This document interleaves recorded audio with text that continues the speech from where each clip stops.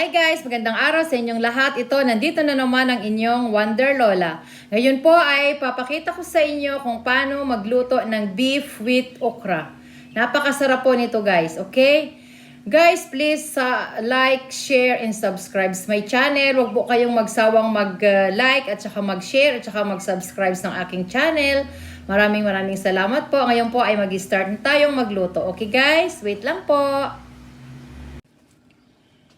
Mga friendship, ito po ang ating mga gagamitin ngayon. Ito, beef na binuild ko na po siya. Tapos, syempre, garlic, kunting garlic. Tapos, onion, kamatis, sili, at saka yung prinito kong maliliit na okra. Ganito lang po talaga yung size ng okra dito mga friendship ha. Ganyan lang siya kaliliit, okay? Mainit na po ang ating oil.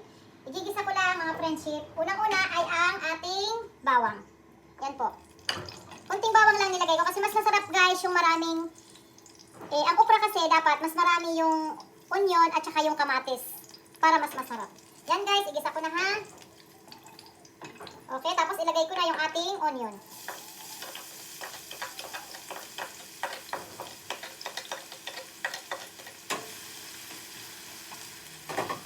Igisa lang natin siya guys hanggang maging golden brown. Yan po guys ha. Wait lang hanggang maging brown siya. Okay guys, ito ready na yung ating sibuyas. Light brown na po siya. Ngayon ilalagay ko na. Ngayon po ilalagay na natin ang ating kamatis. Masarap kasi ito guys pag maraming kamatis.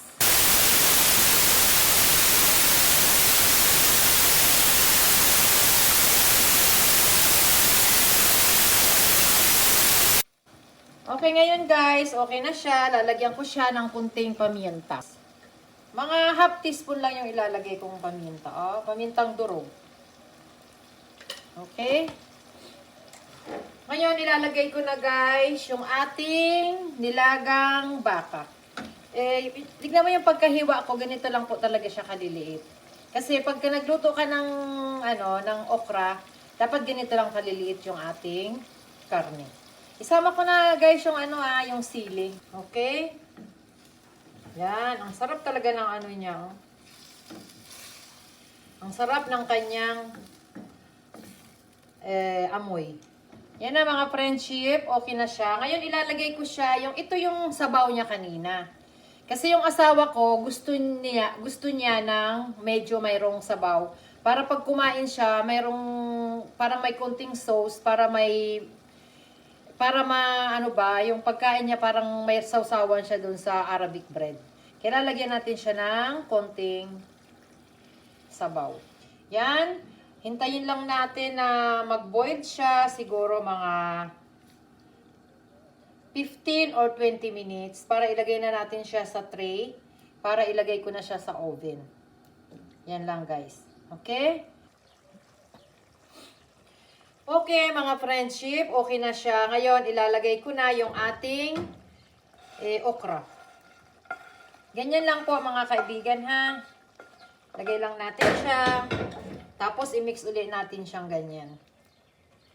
Mix lang, ganyan. Para ilagay ko na siya sa ating tray.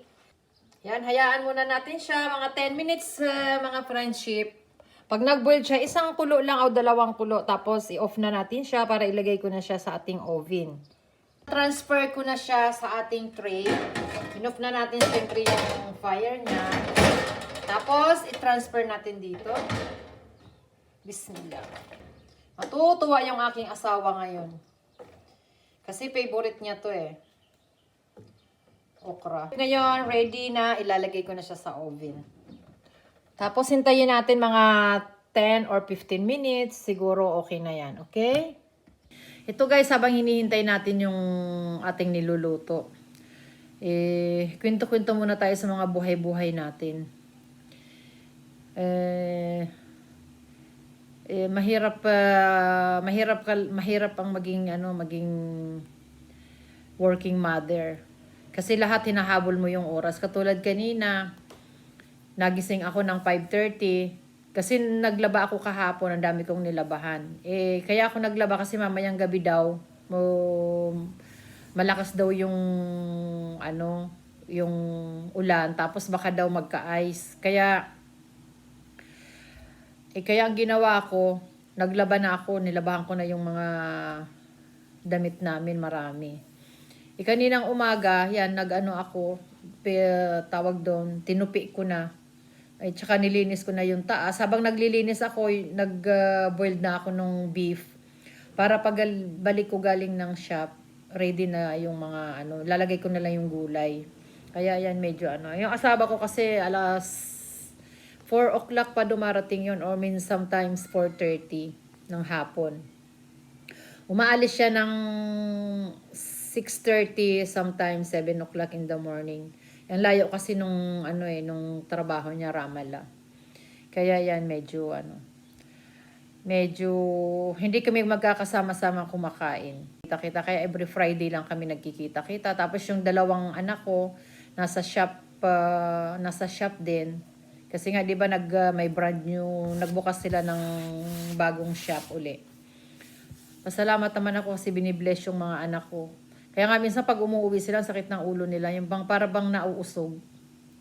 Kasi very hardworking yung mga anak ko. Ayaw nila kasi nang nakaupo lang Kaya ganyan. Ngayon, after kong mag-lunch, maghugas-hugas ako ng mga plato dito, maglinis, ready ko na yung pagkain nila dito sa table. Tapos, naka-ready na. Tapos pagbalik nila, kain na lang sila. Tapos pagdating ko na naman galing ng shop ng 8 o'clock, balik na naman ako sa kitchen dahil maghugas na naman ako ng mga plato. Kasi ayaw ko talagang, bago ako matulog, gusto ko malinis yung kitchen ko. Walang kahit anong dumi yung kitchen. Para kinabukasan, pagising ko, masarap sa pakiramdam. Kasi guys, nahihirapan ako dahil dalawa yung kitchen ko. Dito yung dirty kitchen ko sa baba. Kasi mas gusto ko talaga dito. Dahil alam mo kung bakit. Kasi, maliit kasi yung kitchen namin dun sa taas. Kaya ganyan. Kaya mas gusto ko talaga dito.